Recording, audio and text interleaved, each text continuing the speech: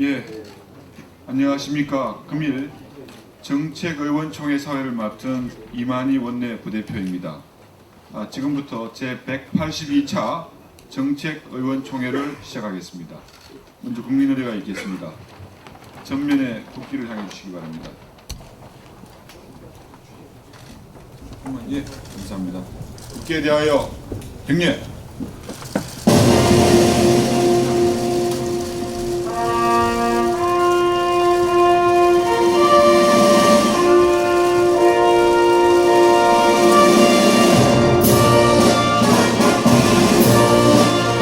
나는 자랑스러운 태극기 앞에 자유롭고 정의로운 대한민국의 무궁한 영광을 위하여 충성을 다할 것을 굳게 다짐합니다.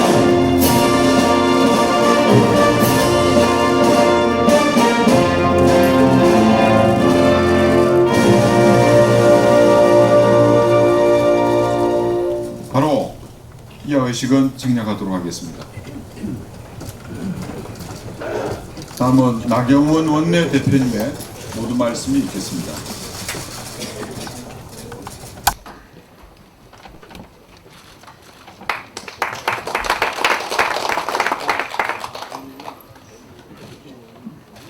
의원님들 여기 수고가 많으십니다. 아마 요새 아침에 우리들은 모두 신문 보기가 두려울 것 같습니다. 신문을 보면 여기저기 대한민국이 곳곳에서 뚫리고 있습니다. 어제 보니까 북한 어선 보도, 이게 진짜 잠입가경입니다. 오늘 아침 모 조간신문에 이 북한 어선이 이 호줄로 배를 묶어갖고 이 우리 삼척항 방파제에 있는 사진 보고 정말 참담하셨을 겁니다. 저는 이 9.19 남북군사합의 즉각 폐기해야 된다고 생각합니다. 이 대한민국의 안보가 이렇게 숭숭 뚫리고 안보가 완전히 무장 해제된 것은 바로 이 잘못된 판문점 선언, 잘못된 남북 군사 합의 때문입니다. 문재인 대통령께서 그동안 평화를 외치셨는데 안보가 어떻게 됐습니까? 저는 낸시 펠로시 의원이 지난번 저희 미국에 방문했을 때 한 이야기랑 다름없다라고 생각했습니다. 그때 낸시 펠로시 의원 뭐라고 그랬느냐? 1년 동안 된 것은 비핵화가 아니라 무장 해제라고 이야기했습니다. 이 대한민국 무장 해제의 현실을 보여주는 것입니다. 대한민국 안보는 군이 지키고 있지 않았습니다. 대한민국 안보는 어민이 지키고 있었던 것이 현실이었습니다. 이 상황은 결코 간단히 볼 문제가 아니라고 생각을 합니다. 지금 이러한 상황을 초래한 것에 대한 책임도 물어야 될 것이고, 그 다음 두 번째, 이것을 축소한 것에 대해서도 책임을 물어야 된다고 생각을 합니다. 군의 발표는 축소에 급급했습니다. 뭐라고 이야기했습니까? 동해 안에서, 앞바다에서 발견된 것처럼 이야기하지 않았습니까? 그리고 지금 뭐 보도에 따르면 어선을 이미 폐기했네, 어쩌네, 이런 보도도 나오기도 하고 있습니다. 이 모두 국민의 의혹을 부풀리고 있습니다.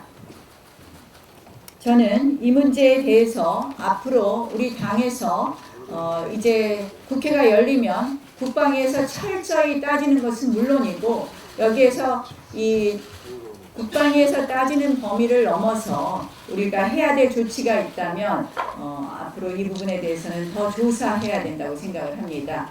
먼저 정부에게 요구하겠습니다. 청와대에 요구하겠습니다.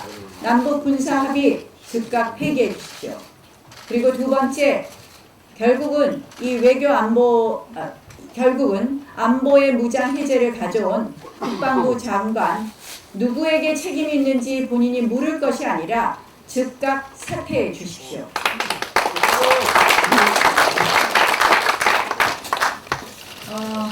안보도 이렇게 무너져 있고, 이제 두 번째로는 아마 원전 기술이 우리나라에서 다 나가는 거 보셨을 겁니다.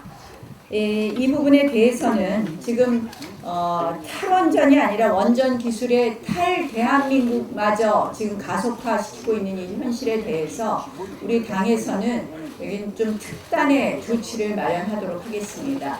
그동안 탈원전 정책에 관해서 탈원전 저지 TF만이 활동을 했는데 이 원전 기술이 유출되고 있는 부분에 대해서 당에서는 이 문재인 정권의 에너지 안보 정책으로 인한 이러한 원전 기술 유출에 대해서는 앞으로 다른 방법으로 조사를 하겠다는 말씀을 드리겠습니다. 이 안보 뚫리고 뭐 기술 뚫리는 것에 이어서 어제 드디어 손혜원 의원이 무소속 손혜원 의원이라고 언론은 보도하지만 저희는 손혜원 전 민주당 의원이라고 말씀드리겠습니다. 손혜원 의원이 드디어 불구속 기소됐습니다. 저희 당이 그동안 손혜원 의원의 국정조사를 줄기차게 요구해 왔습니다. 이 불구속 기소 부분에 보면은 사실은 그동안 손혜원 의원 사실무근이라고 계속해서 이야기해왔습니다. 여당까지 지금 그동안 물타기해 왔습니다. 이제 이 사건이 결과가 발표되니까 무소속이라서 모른다 하면서 논평 하나 내지 않고 있습니다. 저는 이 사건의 수사가 완전히 되지는 않았다고 생각을 합니다. 여전히 구실수사, 편파수사의 의심과 의혹이 남아 있습니다. 아직도 수사해야 될 부분이 또 남아 있습니다. 그러나 지금 드러난 불구속 기소 내용만 봐도 상당한 위법, 불법이 밝혀진 것입니다. 한번 생각해 보십시오. 이 회사 직원이 내부 자료를 이용해서 주식 투자를 해도 심각한 위법 행위인데 국회의원이 보안 자료를 이용해서 본인의 지위를 악용해서 차명으로 부동산을 대거 사들였다. 우리 상상이나 할 수 있는 일입니까? 저는 그럼에도 불구하고 지금 손혜원 의원을 비롯한 민주당의 태도는 상상할 수 없는 당당함을 보여주고 있다. 이 상상할 수 없는 당당함, 저희는 그동안 줄곧 주장해온 것처럼 국정조사로 그 진실을 밝혀야 한다고 생각합니다. 저희 당은 이 부분에 대해서 그동안 줄곧 주장했던 그 국정조사를 추진해서 이 사건의 진상을 좀 더 명확하게 규명하도록 노력하겠습니다. 오늘 할 게 많네요. 문다의 부부 의혹 우리 곽상도 의원님께서 수고해 주셔서 많이 밝혀냈습니다. 그러나 청와대 또 사실무근이라고 펄쩍뛰고 있습니다. 이 정부 늘 사실무근이라고 펄쩍뛰면 나중에 보면 사실입니다. 이 문다의 부부는 우리 이미 TF가 발족되어 있습니다. 문다의 TF를 중심으로 해서 조금 더 더 진실을 밝혀갈 것이고 이 가운데 지금 드러난 것만으로도 위법한 부분이 있습니다. 이 부분에 대한 법적 검토도 하고 있다는 말씀을 드리겠습니다. 이제 드디어 국회 이야기 좀 하겠습니다. 제가 보니까 여당은 국회 정상화 의지가 없는 것 같습니다. 어제 국회의장께서 교섭단체 대표들을 만나겠다고 요청해 왔습니다. 그래서 제가 국회의장께 먼저 저희 당은 국회의장의 편파적인 그동안의 운영 그리고 불법 사보임에 대한 또 이미자 의원권에 대해서 유감 표시를 듣기 전에는 이 교섭단체 회동에 응할 수 없다고 국회의장께 일단 단독으로 만나서 이 부분에 대한 유감 표시를 요청하러 국회의장을 따로 만났습니다. 국회의장께서는 그 자리에서 이러한 사태에 대해서 안타깝다라는 표현으로 유감을 표시했습니다. 물론 많이 부족하지만 일단 국회의장께서 유감을 표시하신 부분에 대해서 저희가 일단 그 정도는 아직 부족하지만 교섭단체 대표들과의 회동을 하기로 했습니다. 국회의장께서는 유감 표시를 했고 지난번 이 불법 사보임과 우리 의장실에서 있었던 이미자 의원에 대한 국회의장의 모욕 행위에 대해서 국회의장실 대변인이 한 이 자해 공갈단이라는 발언 등에 대해서 대변인은 그 자리에서 즉각 사과했습니다. 다만 여기에 대해서는 추가 조치를 저희가 또 요구했다는 말씀을 드립니다. 일단 국회의장 부분은 그렇게 해서 어제 교섭단체 대표와 의장 간의 회동이 있었습니다. 그 자리에서 국회의장께서 제안한 중재안은 경제청문회를 여당이 못 받겠다면 당연히 이 부분에 대해서 이 파행 패스트트랙에 대한 것은 변론을 하고, 지금 패스트트랙은 전제 조건입니다. 패스트트랙에 대한 사과 그리고 이 철회는 전제 조건이고, 이 경제청문회에 대해서 이야기를 했는데, 경제청문회에 대해서 경제 원탁회의 형식의 토론회를 해보면 어떻겠냐 하고 국회의장께서 말씀하셨습니다. 저는 사실 이 경제청문회를 주장한 것은 다른 것이 아닙니다. 우리가 이번 국회에 있어서 이 패스트트랙 부분에 대한 철회 그리고 사과, 이 부분을 통해서 국회 정상화의 한 축이 있다면 추경을 무조건 통과시켜달라는 것에 대해서는 경제 전체의 진단이 필요하다는 것이었고, 그래서 이 형식에 대해서는 불문한다고 이야기했습니다. 그러나 어제 이인영 대표는 이 부분에 대한 답변은 하지 않고 이 의사 일정에 따라서 국회의장께서 무조건 본회의를 소집해달라는 요구만 하고 이 회담은 결렬됐습니다. 이 국회의장께 말씀드립니다. 만약에 국회의장께서 이 국회의장이 본회의를 잡는 것은, 본회의 일정을 지정하는 것은 교섭단체 대표와 협의해서 일정을 지정하게 되어 있습니다. 그런데 그동안은 교섭단체 대표들이 합의하지 않을 경우 국회의장이 일방적으로 일정을 의사일정을 잡지 않았습니다. 그런데 만약에 국회의장이 의사일정을 일방적으로 여당의 요구에 따라서 잡고 이 국무총리의 시정연설을 하게 한다면 저희로서는 더 이상 모든 이 국회 본회의에 대해서 협조할 수 없다는 말씀을 분명히 드립니다. 안 그래도 중립성에 대해서 늘 의문 부호가 붙는 국회의장께서 또다시 이렇게 중립적이지 못한 의사일정을 진행하신다면 이 부분에 대해서는 저희는 강력히 항의할 수밖에 없다는 말씀을 드립니다. 두 번째로는 여당에게 촉구합니다. 여당은 지금 두 가지라고 생각을 합니다. 저는 국회 정상화 의지가 여당이 없다고 생각을 하는데요. 첫 번째는 사과와 패스트트랙 철회에 대해서 여당이 지금 도저히 그 반성이 없지 않나, 그럴 의지가 없지 않느냐 하는 생각이 듭니다. 여당에서는 결국 이 패스트트랙, 날치기 패스트트랙 한 것에 대해서 합의 처리 약속을 해줘야 되는 것이 당연하고, 이렇지 않다면 야당을 국회 밖으로 내모는 것밖에 되지 않는다, 이렇게 생각을 합니다. 그래서 한 축으로는 이 의사가 없는 것이고, 또 한 축으로는 이 추경과 관련해서 그 경제청문회를 받지 못하는 것은 당연히 자신이 없는 것은 물론이고, 이 추경이 어제 우리 토론회에서 밝혀진 것처럼 아무 효과가 없다는 것이 다 알려지지 않았습니까? 그러니까 이제 적당한 시점쯤에 이 추경 포기 선언이라든지 이런 식으로 해서 이 잘못된 경제의 탓을 야당에게 돌리려고 하는 것 아닌가 하는 그런 의심도 상당히 듭니다. 결국 여당으로서는 이 날치기도 더 이상 본인들은 날치기도 그대로 합의 처리하지 못하고 그냥 강행하겠다.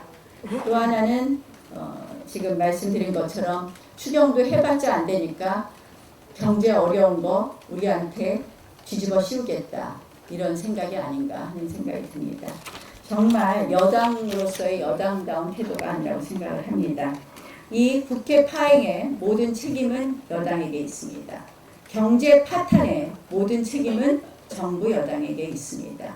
거기에 합당한 그러한 조치들을 해줄 것을 다시 한번 촉구합니다. 그리고 마지막으로 바미당에게 요구하겠습니다. 바른미래당 지금 이 국회에 대해서 본회의를 소집했는데 만약에 이 국회 의사 일정에 있어서 의장이 하는 일방적인 의사 일정에 바른미래당이 협조한다면 이것은 바른미래당이 민주당의 이중대 스탠스로 간다는 것을 분명히 경고합니다. 그래서 오늘 이렇게 제가 국회의장과 여당과 바른미래당에게 말씀드렸는데요. 조금 이 일정을 좀 설명을 해드리겠습니다. 왜 이것이 아시겠지만 국회의장이 교섭단체 대표와 협의해서 본회의 일정을 잡을 수 있습니다. 사실은 그런 일은 매우 드뭅니다. 교섭단체가 합의하지 않았는데 일방적으로 국회의장이 일정을 잡는 경우는. 근데 그렇게 했다고 해도 국회가 정상화될 수 없고 운영이 될 수 없는 것이 아시다시피 지금 예결위가 구성이 되어 있지 않습니다. 그런데 이것을 강행하겠다, 그거는 예결위 안 하겠다, 추경을 안 하겠다라는 뜻으로 보인다는 것입니다. 그래서 이거는 여당이 경제 책임을 야당에게 물으려고 하는 것 아닌가 하는 생각이라는 말씀을 드립니다.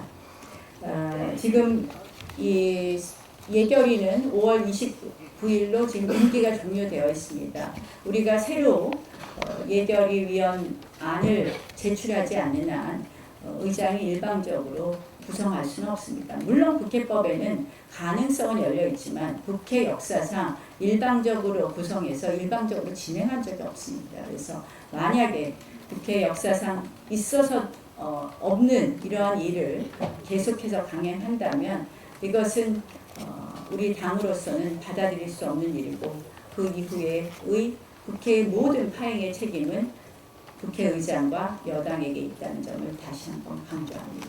고맙습니다. 예, 다음은 현안 보고 시간입니다. 현안 보고를 해주실 의원님이 6분 계시는데 시간상 좀 제약이 있기 때문에 가급적 핵심 위주로 의원님들한테 보고를 해주시면 감사하겠습니다. 먼저 손혜원 전 민주당 의원 관련해서 최교일 의원님께서 말씀을 하시겠습니다.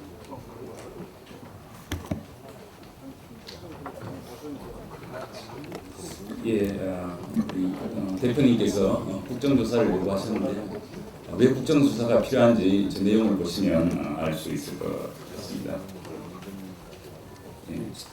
손혜원 부동산 투기 사건에 대한 의혹 내용입니다. 첫 번째, 목포시청으로부터 보안 자료를 취득해서 이를 이용해서 부동산 투기를 한 이런 내용에 대해서 저희들이 부패방지법 위반으로 고발을 했고 그 내용에 대해서 손혜원 농가 보좌관이 기소가 됐습니다. 잘 안 보여 지금 뭔지. 조금 안 보이나요? 좀 크게 할 수 없나? 좀 크게. 크게 확대해서 보여주세요.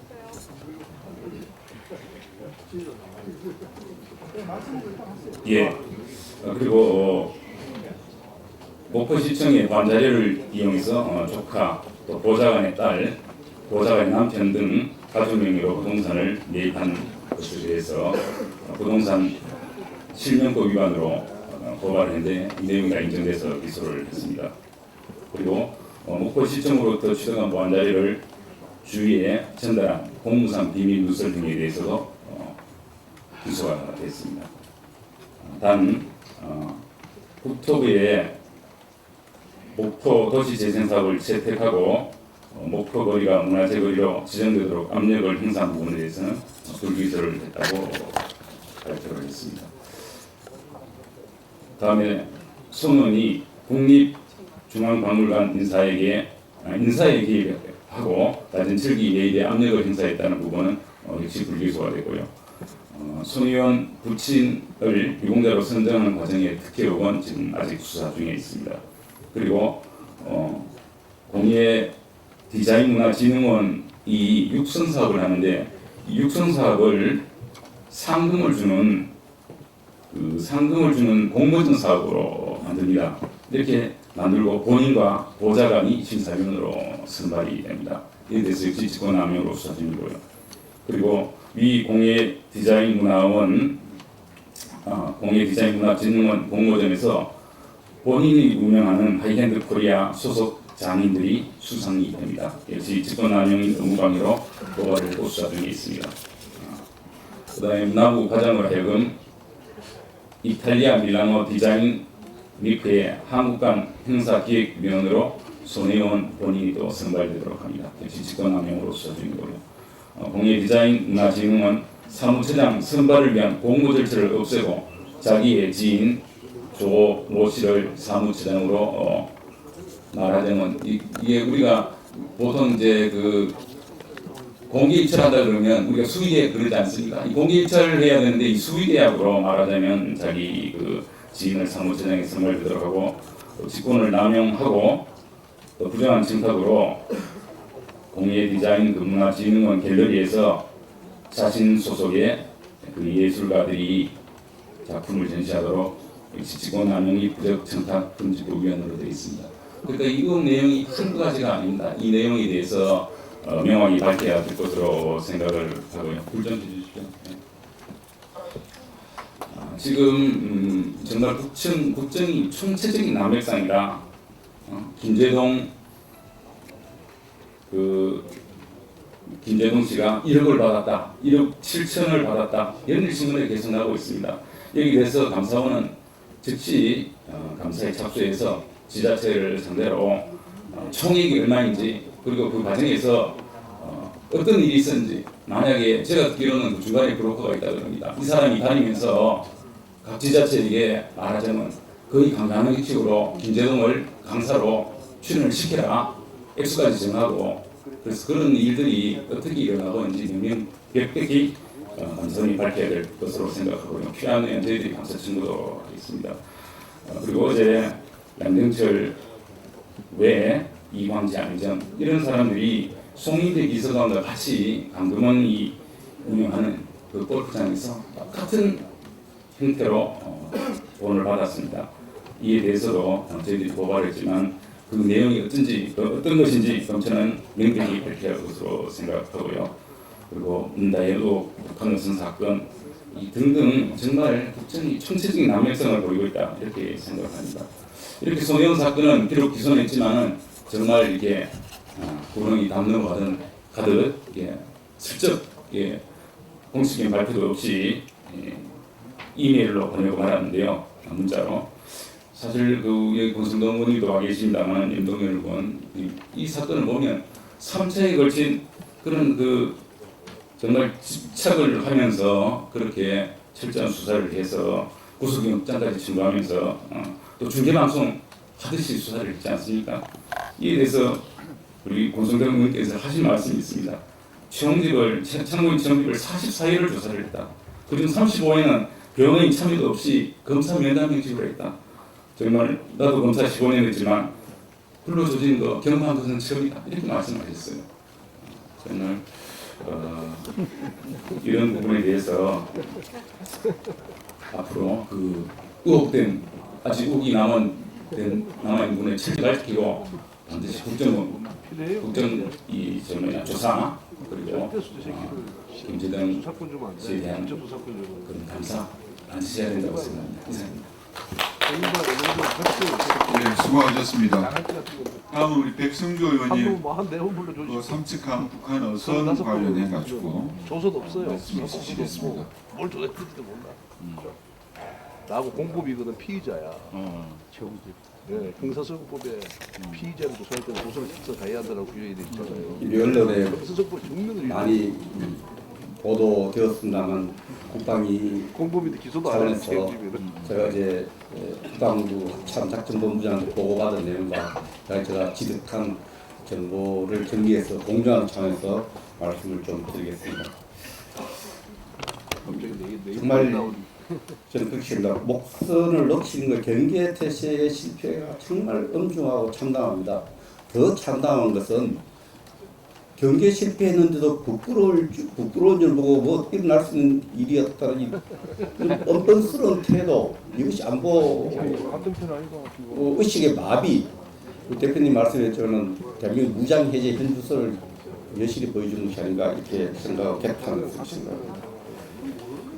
오늘 띄우는 저 사진이 정부 당국이 저한테 준 것이 아니고요.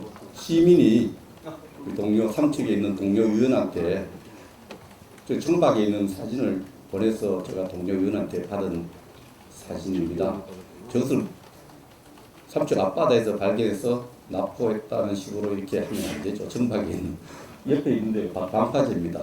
청박에 있는 사진입니다. 사건이 난 날은 6월 15일입니다. 15일에 우리 주민이 112 신고해서 그냥 여기 대해서 합참은 어제 보고를 통해서 당시 NLL 국방지역에서 북한 선수가 병사가 증가된 300여 척으로 증가해서 NLL 경계 작전을 강화시키기 위해서 여러 가지 초계기 운영도 늘리고 해상 작전 헬기도 정상적인 경기에 투입했다고 보고 있습니다. 우리 군은 북한 목선이 NLL을 넘어서 먼바다 울릉도 국방지역을 경유해서 삼척항까지 200km 이동한 것으로 추정하고 있다고 했습니다. 문제는 어제 오늘 보도에서는 엔진 관련 얘기가 없었습니다. 목선 엔진이 달리면은 나무로 만들었지만 동력선입니다. 그래서 그 부분을 확인했더니 여러분들 확인했더니 목선에 엔진이 달려 있었다 그럽니다. 엔진이 달려 있다면 좌표를 찍어서 단거리 이동할 수 있기 때문에 먼 거리를 통해서 왔다는 이 주장도 우리가 조사를 해봐야 된다. 엔진이 부착됐다는 것을 제가 여러 경로를 통해서 확인했다는 점을 말씀을 드립니다. 경계 작전이 강화된 상황에서 소형 목선이 200여 km 이동하는 동안 전혀 노출되지 않고 이 부분 굉장히 중요합니다. 왜냐하면 엔진을 더 청진에서 먼 바다를 거쳐오면은 우리 그 동해안에 있는 군사 시설에 대해서 만약에 대공수사상에 갔을 때 탐지할 수 없다는 거죠. 그 단거리를 왔다면 우리 군 시설이 다 노출됐다는 것 때문에 그는 자꾸 먼 거리를 왔다고 먼 바다를 이용해 왔다고 추정을 하는데 사실은 엔진을 단거리를 왔다면 그 대공수사상에 그 동해안의 모든 군사 시설이 노출되어 있기 때문에 굉장히 중요한 겁니다. 어쨌든 200여 이동한 동안 전혀 노출되지 않았는데 군이 해상 및 해양 경계 작전 정상적으로 시행됐다고 자꾸 강변하는 것은 저는 정말 앞서 말씀드렸습니다만 안보의식과 책임의식이 마비되었고 군기간 동안 심각하게 해이해진 것으로 생각을 할 수밖에 없습니다. 우리 군의 격언 중에 격언이 이런 말이 있습니다. 작전에 실패한 지휘관은 용서할 수 있어도 경계에 실패한 지휘관은 용서할 수 없다. 이 군에 갔다 오면 다 들었지 않습니까? 경계 문서면서 경계 작전은 가장 기본적으로 중요한 군사 작전이 경계 작전의 총체적 실패라 할 겁니다. 뭐 파도에 비춰는 뭐 여러 가지 높은 파도 때문에 발견할 수 있는데 사실 경계 작전은 바다 속에까지도 경계 작전 해야 돼서 잠수함 경계 작전도 있습니다. 그것도 말이 안 되는 거죠.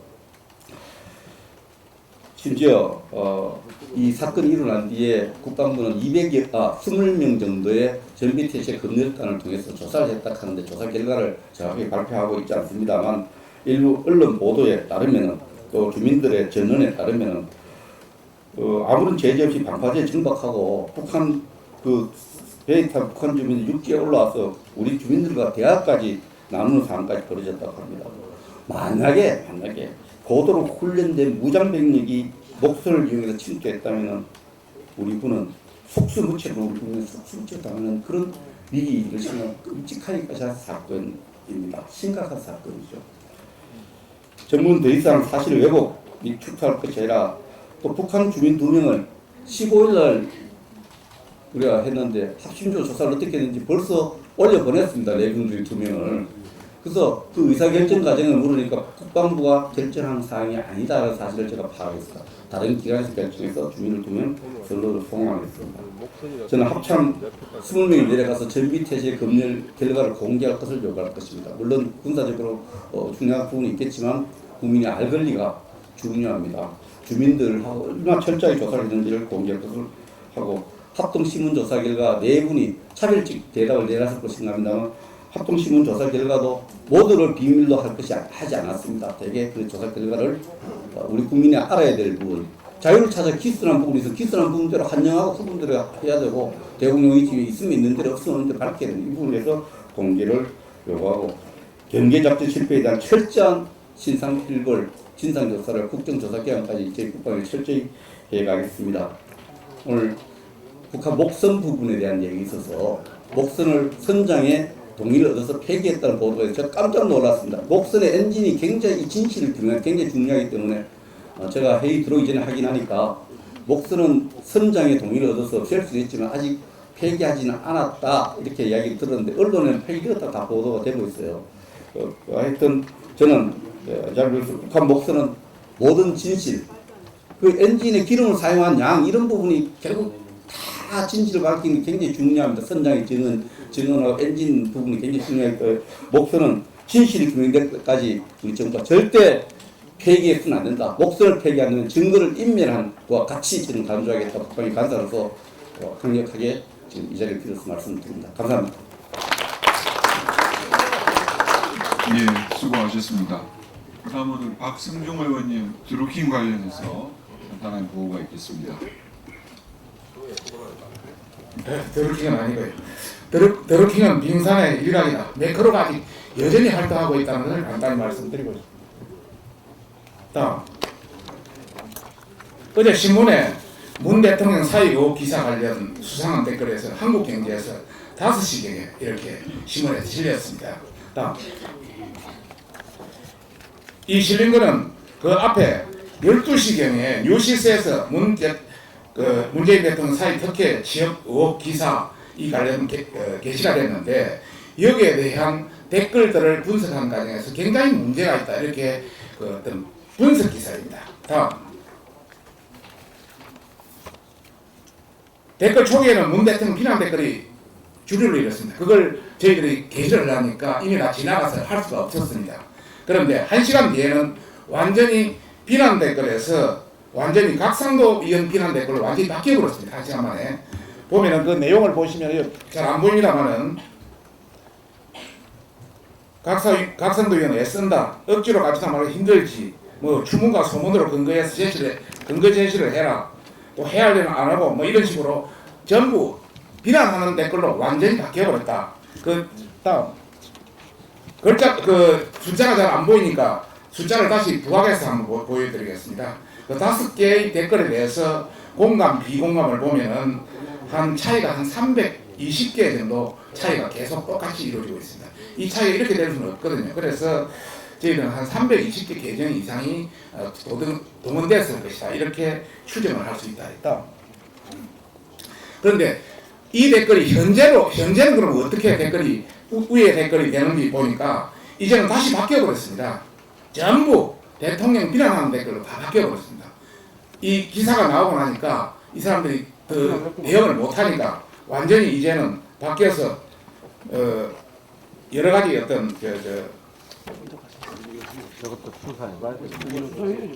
6번 오케이. 현재 댓글은 완전히 문 대통령 비난하는 댓글로 완전히 바뀌었습니다. 그래서 뭐 보면은 문재인 대통령에 대해서 국고 지출에 대해서 투명하게 밝혀라. 아들은 귀걸이 사진 이력서, 사인은 이메일 입사 뭐 이런 내용. 또 검찰이 각상도 하는 건 당연한 거 아니냐 뭐 이런 거. 또 세금으로 하는 부분에 대해서 청와대가 모를 리가 없을 텐데 뭐 이런 부분. 그 제일 마지막으로 나 참 문재인 딸인데 청와대는 확인 중에 있다. 이게 뭐 신날 까먹는 소리냐. 박은순 아들은 어디 사는지 모른다고 하는데 이런 놈이 시장 대통령이라니 이런 내용으로 완전히 바뀌어 있다. 현재는 다 정상적으로 보면 공감 비공감이 이렇게 왔다 갔다 이 320개 이렇게 일정하게 되지는 않는다 이런 말씀을 드립니다. 그래서 전반적으로 이 지금 매크로가 조작되고 있다. 왜 뉴시스에 그럼 얘들이 달라붙었느냐? 조선일보 같은 경우는 지금 그 최신 순으로 댓글이 바뀌었습니다. 그러다 보니까 최신 댓글만 위에 상당히 뜨다 보니까 그런데 이 뉴시스 같은 경우는 공감 비공감의 차이, 순공감, 공감에서 비공감을 뺀 그 숫자가 많은 게 최위에 뜹니다. 그러다 보니까 얘들이 장난할 가능성이 있어서 이렇게 장난을 하고 있다 이런 말씀을 드리시고 그 네이버에 대한 부분이 앞으로 우리가 국정조사를 한번 벌여서 정말 네이버에 대한 부분을 해야 되겠다. 왜 그러냐? 옛날 김경수 정보원이 네이버 임원에 있다 이 재판 결과에 나왔습니다. 재판 기록에도 또 깜깜이 뉴스별 여론조작 이런 강의는 계속 나왔고 또 달빛 기사는 문고로 썼던 신문 조직의 매크로 관계도 계속 나왔기 때문에 또 실금 조작, 또 오늘 이런 사건 이런 걸 본다면 궁극적으로 우리는 한번 네이버에 대한 국정 여론조사를 해야 된다 이런 말씀을 드리고 싶고, 다음 당장은 경찰에 이 사건에 대한 매크로 조사 요청을 우리 당에서 직접 하는 것이 필요하다 이런 말씀 드리고 싶습니다. 지난 평창 동계올림픽 때 추미애 의원이 그걸 하고, 그다음 네이버가 경찰에 조사 요청을 해서 사실 드루킹이 터진 사건입니다. 이것도 거기에 대한 단서가 될 수 있기 때문에 그렇게 해나가야 되겠다. 근본적인 그 해결책은 네이버가 아웃링크를 해야 된다 이런 말씀을 드리겠습니다. 간단히 보고드리겠습니다. 이상입니다. 예, 수고하셨습니다. 다음 우리 김한표 의원님. 예.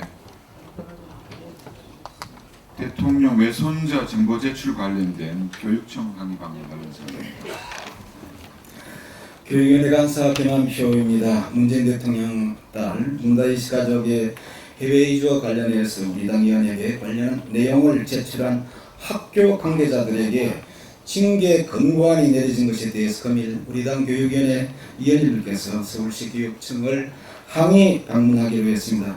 방문에 앞서 여러 의원님께 보고드립니다. 서울시 교육청은 감사 과정에서 국회 제출 자리에 이름, 생년월일, 주소, 주민등록번호 등의 개인정보가 가려져 있다는 사실을 확인했습니다. 그럼에도 불구하고 제출 자료만으로 개인을 특정할 수는 없지만 다른 정보와 결합하여도 누구인지 알 수 없도록 더욱 신중히 판단해야 한다면서 일선 초등학교의 교장, 교감, 선생님까지 경고와 주의 조치를 했습니다. 국회 자료 제출 문제로 교육청이 일선 학교를 겨냥한 특정 감사를 진행한 것은 정말 이례적입니다. 소위 군사정부 시절에 없었던 일이라고 생각이 되었습니다. 특히 우리 당 각상도 의원이 문 대통령 외손자의 학적 변동 기록 등을 근거로 여러 의혹을 제기한 당일인 지난 1월 29일 청와대 대변인은 자료의 취득 경위와 공개 불법성 확인 후 원분의 조치를 취할 것이라고 했는데 청와대가 가이드라인을 제시하고 교육청이 이를 시행 조치한 것으로 보입니다. 국회의원의 정당한 자료 요청에 자료를 제출한 일선 선생님들이 무슨 죄가 있습니까? 초등학교 교장, 교감 선생님까지 경고, 주의 등을 주는 이 치졸한 조치가 과연 이 정부가 내세우는 진정 포용 정책입니까?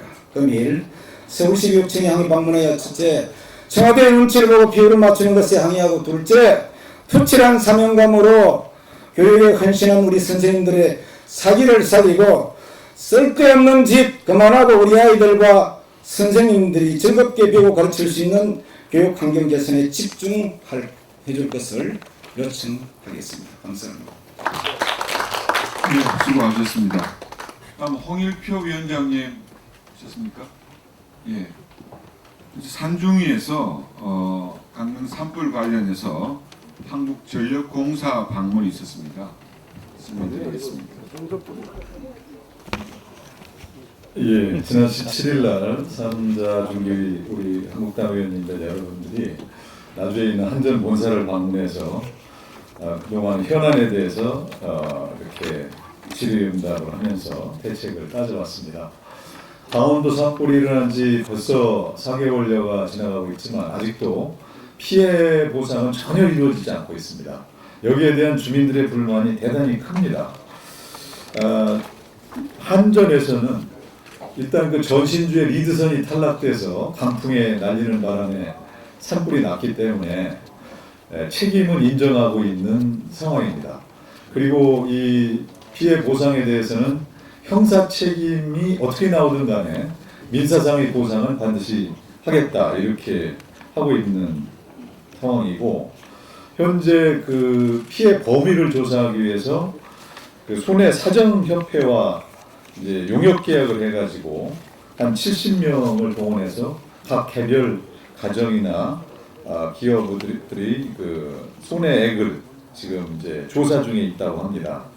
이게 8월 10일까지 끝나면 7월 말까지 끝나면 보상액을 그 고성 피해 주민의 그 협의체와 피해 지원 협의체를 같이 지자체와 한전과 피해 주민 간의 협의체를 구성해서 그 협의체와 협의해서 피해 보상액을 확정하고 피해 보상금을 지급할 예정이라고 하고 있습니다. 문제는 이제 이렇게 시간이 걸리고 그러다 보니까 이런 것들을 정부가 예비비를 풀어서 빨리 보상을 먼저 하고 나중에 책임자에게 구상하지 못했는가 이런 문제가 있습니다. 여기에 대해서 산업부는 그 부분은 이제 행안부 소관이라 자기들이 이제 알 수가 없다고 하고 있는데 어쨌든 앞으로 이런 재난에 대해서 신속한 정부 보상이 추진될 수 있도록 정책이 바뀌어져야 되지 않을까 이렇게 생각이 됩니다. 그리고 이렇게 그 산불이 난 과정에서 결국 이 전신주 관리 소홀은 한전이 이제 탈원전으로 인한 누적 적자가 되다 보니까 예산 절약을 위해서 관리비를 자꾸 예산을 감축하고 그런 결과가 아닌가 이 부분에 대해서도 많은 질의를 했고 거기에 대해서 충분히 따져 보았습니다. 물론 한전은 그런 사실을 부인하고 있지만 지금 현재 또 하나의 이제 그 현안인 이 누적 적자의 가파른 상승으로 인해서 결국 이게 전기요금 인상으로 연결되고 결국은 이제 한전이 부실기업화를 통해서 지금 소액주주들도 항의하고 있는 상황이기 때문에 이런 거에 대한 대책을 어떻게 할 것이냐 이것이 큰 문제인데 뭐 한전이 지금 여러 그 예산 절약을 위해서 노력을 많이 하고 있습니다. 그러나 그것들이 결국은 민간 발전사나 협력사들이 그 이제 그동안 해왔던 이 공사 금액을 축소시키거나 이렇게 해서 결국 협력업체들이 그 마른 수건 쥐어짜기를 통해서 이런 결과가 나오고 있기 때문에 그런 부분에 대해서도 한전이 이렇게 이 재무 개선을 위해서 근본적인 노력을 해라. 결국은 이념적 공약에 따른 탈원전을 추진하다가 또 미세먼지 때문에 탈석탄을 추진하고 이러다 보니까 이제 이 LNG 구입을 늘 수밖에 없고 그러다 보니까 이제 원가가 높아져 가지고 이런 이제 적자 상황이 개선될 그 전망이 별로 보이지가 않습니다. 결국 전기요금은 언젠가는 오를 수밖에 없는 상황이고 이분들은 아마 내년 상반기에 이제 본격 검토를 하겠다는 건데 결국 총선 이후에 이제 올리겠다는 것이 아닌가 이렇게 보여집니다. 그리고 아울러서 이번에 이제 여름철 하계 주택용 전기요금 누진제 개편을 통해서 이제 에어컨 못 트는 것에 대한 불만을 해소하겠다는데 이제 이것도 작년에 이런 제도를 함으로써 한전이 4천억 원의 이제 그 재정 부담을 안게 됐는데 정부에서 한 350억을 보상해 줬다고 합니다.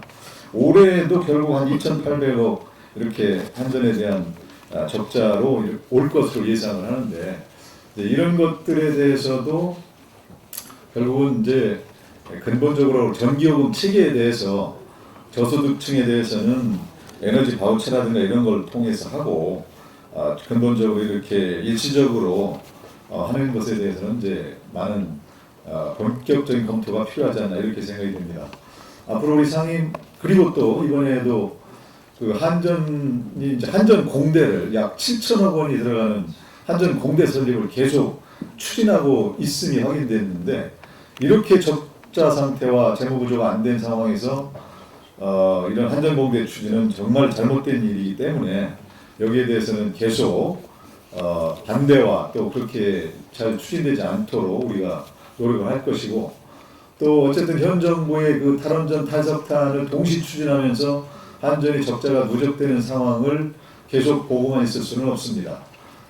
최소한 신한울 3, 4호기만이라도 이제 다시 가동을 하면 이런 것들이 일부라도 하나 될 수 있는데 신한울 3, 4호기는 완전 취소도 못하고 또 가동도 못하고 이러고 있는 중입니다. 이제 그 두산중공업과의 협의가 안 되어 있기 때문에 이런 것들이 지금 그 정부 에너지 정책의 난맥상을 보여주고 있는 것인데 이런 부분에 대해서 앞으로 우리 산자위에서는 계속해서 정부가 올바른 정책을 하도록 노력을 하겠습니다. 이상입니다. 예, 수고하셨습니다. 다음은 우리 현안보고의 마지막 순서입니다. 이채익 의원님. 조항승관이 관련된 내용입니다.